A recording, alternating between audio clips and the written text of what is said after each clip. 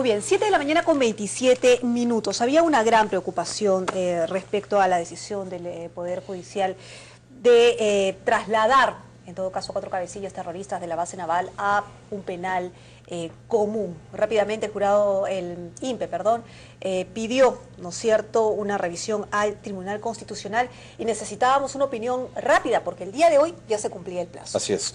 Lo cierto es que los cabecillas del MRTA y Sendero Luminoso van a seguir en la base naval según orden del Tribunal Constitucional. Está con nosotros el magistrado Ernesto Álvarez para conversar de ese tema y entender por qué la decisión en este sentido del tribunal. ¿Cómo está, magistrado? Bienvenido.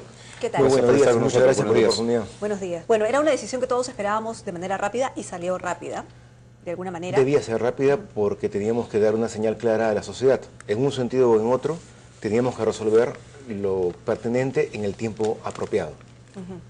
¿Qué es lo que crea esta decisión? ¿Qué deja como precedente en todo caso? En primer lugar, de que los procuradores del Estado, a partir de este momento, pueden articular el recurso de agravio constitucional contra sentencias estimativas.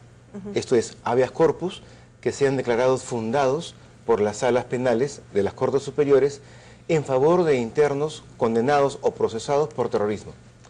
O sea, ya no solo la causal anterior, que es una causal extraordinaria, narcotráfico y lavado de activos, sino también ahora por terrorismo, lo que permite al Estado cautelar los intereses de la sociedad, cautelando el bien común. ¿Qué hay de los argumentos de la Sala Constitucional que señaló que las condiciones de los cabecillas terroristas eran deshumanizantes? A ver, en la audiencia pública y además en el anterior habeas corpus presentado por Polay, el tribunal tomó conocimiento de que las condiciones distan mucho de ser inapropiadas para la condición de internos por el delito que se les ha condenado. Son condiciones mucho mejores que las que puede tener ningún otro interno en Lurigancho o en Piedras Gordas. Tienen departamentos, prácticamente tienen apartamentos privados, tienen la posibilidad de comunicarse más de 8 horas al día entre ellos, tienen acceso a libros, a revistas dentro del reglamento del propio INPE y del propio SEREC, que es la comisión que dirige y les establece el régimen dentro de la naturaleza de los delitos cometidos. Aún así, les han dado la razón de que tienen derecho a educarse. Digamos, en ese caso, ¿hay algo específico sobre ese tema? Sí, el tribunal, por mayoría, observó que podía existir una violación al derecho de educación, por cuanto se arguyó de que algún interno tenía la intención de realizar estudios técnicos, e incluso se habló de que había alguien que estaba siguiendo estudios a distancia. En mi voto singular, yo estoy de acuerdo con mis colegas, de mayoría, no hay ninguna afectación, pero también sostengo de que no hay afectación por motivos de educación, porque ellos tienen la capacidad de poder desarrollar su mente, culturizarse, desarrollar una educación a distancia, que no es lo mismo online o por internet, por cuanto es lógico que un cabecilla, un líder terrorista, utiliza la propaganda al igual que utiliza la violencia. Para ellos la violencia es únicamente un factor más, un instrumento más para propagandizar, para publicitar su ideología, de forma tal que darles internet sería absolutamente irracional.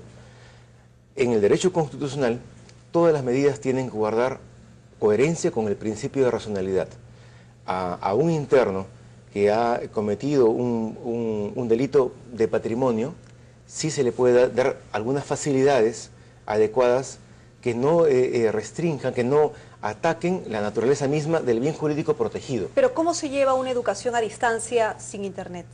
Digo. Como antes a la vieja usada. Habíamos conocido todos antes del internet, que es a través de la correspondencia, a través del correo. Entonces, es difícil, digamos, pero bueno. Pero es difícil, pero antes del internet, la generación anterior a la nuestra, tenían esa educación a distancia y hubo mucha gente que estudió oficios técnicos. De forma tal que ahora lo que tiene que hacer el Estado es prepararse para la denuncia ante la Comisión Interamericana. No hay que tener temor al sistema interamericano. El Perú ha perdido generalmente en estos casos porque no ha articulado una defensa, una estrategia apropiada y porque no ha preparado sus casos. El Estado, así como los activistas en derechos humanos, debe preparar sus casos antes de que sean sometidos al sistema interamericano. Muchas veces cuando llegan al sistema interamericano, el Estado ya perdió, porque ya está todo preparado. Magistrado Álvarez, sin embargo, durante el proceso supimos, aunque no está escrito en la demanda de los cabecillas terroristas, que uno de los motivos era el tema de las visitas, y sobre todo las visitas femeninas. ¿Es un derecho humano para un preso de esta categoría la visita femenina? Sí, en principio sí. En el caso anterior, en habeas corpus anterior de Polay, también lo dijimos. Se permiten las visitas de los familiares hasta el segundo grado, lo que significa que los hermanos, la esposa o la conviviente pueden visitar al interno. Lo que no puede darse es de que el interno pretenda tener varias parejas o varias convivientes porque ya escapa al ámbito del sistema jurídico peruano. ¿Por qué no podría tenerlas? Porque en principio el interno por terrorismo, así como el secuestro agravado, por ejemplo, lo que hace es utilizar a la visita con propósitos de coordinación para continuar delinquiendo. Ese es el riesgo.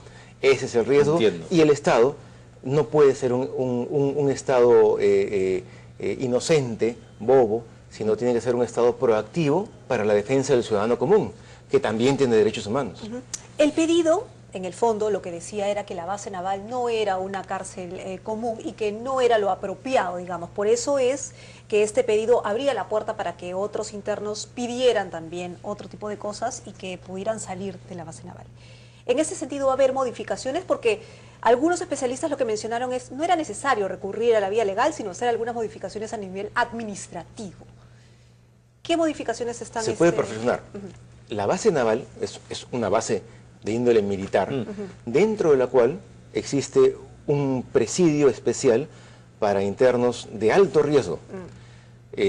Uno de ellos ya se escapó con un túnel construido durante muchos meses y aparentemente con la complicidad de muchos funcionarios.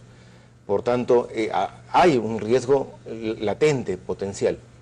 Dentro de esa base hay un presidio que está supervisado, está dirigido por el CEREC. Este CEREC puede ser perfeccionado, obviamente. Puede tener presencia permanente de funcionarios del INPE. Puede articular de pronto una comisión de psicólogos, una comisión de asistentes sociales que permitan o que evalúen realmente el nivel de readaptación, de resocialización de estos internos. O sea, todo sistema se puede perfeccionar. Lo que no se puede es debilitar la protección que da el Estado a la sociedad. Por supuesto, porque se trata de delincuentes de altísima peligrosidad. Así es. Ahora, en la jurisprudencia del TC, a 20 y tantos años de la creación del CEREC, ¿no hay una recomendación al Estado peruano para la construcción de un penal de altísima seguridad de cara a delincuentes como estos? No. En principio, el Tribunal Constitucional ha reiteradamente exhortado al Estado, no solamente en materia penitenciaria, sino en materia de seguridad. Lo que pasa es que el Estado, primero, hace 10, 15 años no tenía el financiamiento adecuado.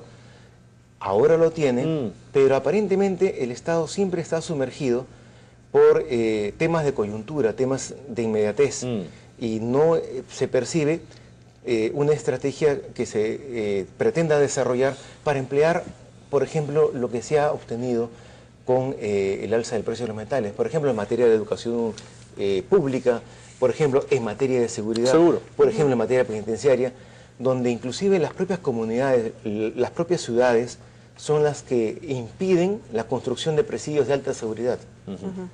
Ahora, según las decisiones que se han tomado, yo sacando siempre por el lado de quienes votan a favor y quienes votan en contra, hay dos votos que nos llamaron la atención. Por un lado, el magistrado Calle no asistió Y Sí, por está otro lado... enfermo, ha sido operado. No pudo participar en la audiencia pública. Ah, es eso, no pudo participar en la audiencia No pudo pública. participar en la audiencia pública y por tanto, bueno, todavía está de licencia de salud. Eso por un lado.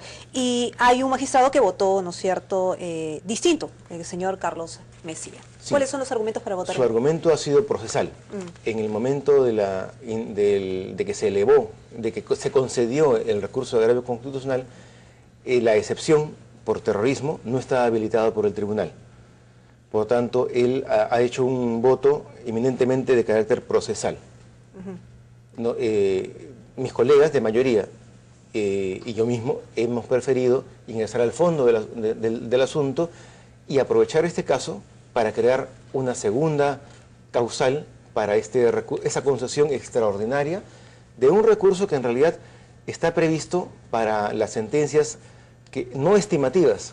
O sea, cuando va la sentencia, declara infundado o improcedente el habeas corpus o el amparo. Le pregunto eso porque a veces hay tintes políticos en las decisiones que se pueden tomar también dentro del Tribunal Constitucional. Usted mencionó en algún momento que una de las personas que ha presentado este recurso se fugó, ¿no es cierto?, de un penal, sí, según en esa época ayudado por algunos funcionarios del partido aprista, en todo caso, esa fue la denuncia. Y el magistrado Mesías siempre ha sido pues cercano al partido aprista. Entonces, ¿por ahí va el tema o no? Él no votó diferente a la mayoría en el anterior habeas corpus de Pollay. El que votó fue Fernando Calle, pero también con una argumentación que es legítima.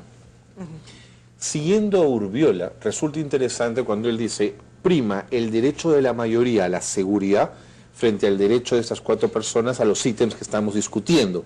Pero me pongo a pensar por qué la Sala Constitucional no pensó en esos mismos términos y privilegió derechos individuales por encima de derechos colectivos.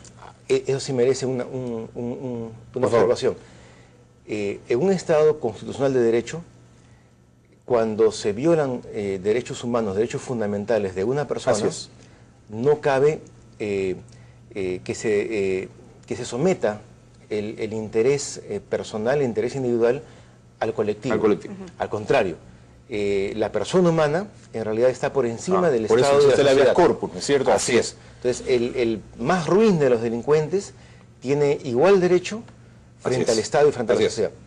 Lo que observó la Sala es la violación de un conjunto de derechos en estos internos. Lo que observa el tribunal es de que no hay una violación flagrante de ninguno de los derechos, salvo posiblemente en materia de educación para la mayoría de mis colegas. Pero es una visión de la Sala. Ahora, tanto el voto de Mesía como mi voto, solicitamos a la OCMA y al Consejo Nacional de Magistratura intervenir y estudiar ese tema, esta sentencia de la Sala. Porque tanto desde el punto de vista procesal, Carlos Mesía, o del punto de vista de fondo, como es el caso de la mayoría de mis colegas y el mío propio, la Sala no debió haber, para nosotros, fallado como falló. Y para el voto procesal no debió haber concedido el RAC. Entonces, de una manera o de otra, no ha habido una actuación correcta. ¿Estaban yendo en contra de los ciudadanos? No necesariamente. ¿Prevaricadora? No necesariamente. Eso tendrá que ser materia de estudio por parte tanto de la OCMA como del Consejo. Si no existe una causal, en ese momento no puede haber concesorio. De acuerdo. Salvo que, y el tribunal habilite ese concesorio de una manera extraordinaria, pero la Sala no tenía por qué, hablando claro, forzar al tribunal en lugar de fallar ellos y solucionar ellos. Justamente el Tribunal Constitucional siempre se ha atacado porque aparentemente interfiere en todos los asuntos, pero justamente porque hay jueces, hay salas, no todos felizmente, hay algunas salas que prefieren no resolver el fondo de los temas y pasar el asunto al tribunal. De acuerdo. El tiempo nos gana, pero usted ha hablado de un Estado que se defiende también, ¿no es cierto? Así es. Y ayer el Estado se ha defendido deteniendo a presuntos terroristas, a un grupo de 20 y tantos donde estaba Crespo y Fajardo, los abogados de Abimael Guzmán. Desde su perspectiva, ¿este es un Estado que se sigue defendiendo del terror? No conozco los detalles, por tanto no hablo de lo que ha ocurrido, porque desconozco. En principio aplaudo como ciudadano el hecho que el Estado haya de una manera consciente dedicado tiempo para acumular indicios probatorios que vinculen el accionar del terrorismo actual con un organismo aparentemente de fachada como es el Movadef. Eso revela inteligencia, eso revela estrategia. Son 2 años de acopio de información, hablan de un Estado Así es. que está haciendo un inteligencia. Estado por encima ¿no? del signo político del gobierno de turno, tiene que actuar en función de los ciudadanos y a largo plazo. Carlos Ramos, fiscal de la Nación, su opinión al respecto sobre esa designación. No tengo el gusto de conocerlo. He leído, como todos los ciudadanos, los periódicos, y yo creo que tiene una excelente oportunidad de empezar bajo todas las sospechas para tratar de establecer con claridad su conducta intachable con los actos. Pero ¿no era mejor, digamos, por un sentido común, por el bien de la institución, votar por alguien que no esté tan cuestionado? No tenía los votos. Y el problema es de que la Constitución y la ley orgánica establecen que preside el Ministerio Público quien tiene los votos. Ahora, ya sabemos de que hay mucha gente que entra a un organismo con gran prestigio y lamentablemente frustra la expectativa ciudadana. Este es un caso inverso. Yo creo que Carlos Ramos lo tiene fácil. Solo tiene que destruir las sospechas con actos concretos. Beneficio de la duda le da entonces. Magistrado Álvarez, gracias por haber estado con nosotros. A usted las gracias. Muy bien. Ernesto Álvarez, magistrado del Tribunal Constitucional. Una pausa, volvemos.